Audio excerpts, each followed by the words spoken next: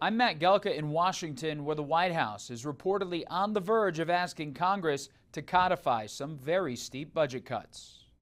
PBS and NPR could see their budgets slashed. The White House called the public broadcasters a grift and trash, with a laundry list of content it didn't agree with. Good morning. The release comes weeks after a hearing debating the public broadcasters' continued congressional funding, and comes as the New York Post reports the Trump administration is on the verge of formally asking Congress to rescind $1.1 billion in funding to the Corporation for Public Broadcasting.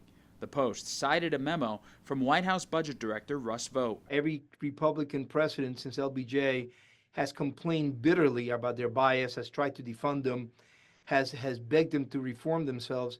They haven't done so. They're brazen. The memo reportedly cites anti-conservative bias as a reason for wanting to rescind the funds.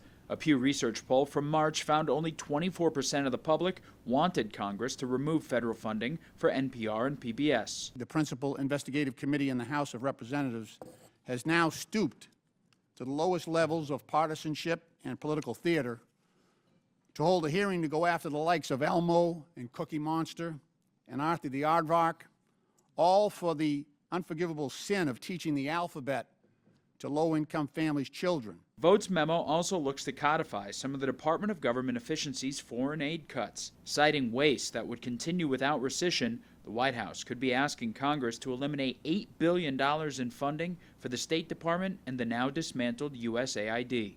NPR gets about 1% of its total funding from the federal government, and PBS gets about 15%. But the cuts could hit local stations harder, forcing some of them to close. Reporting in Washington, I'm Matt Gelka.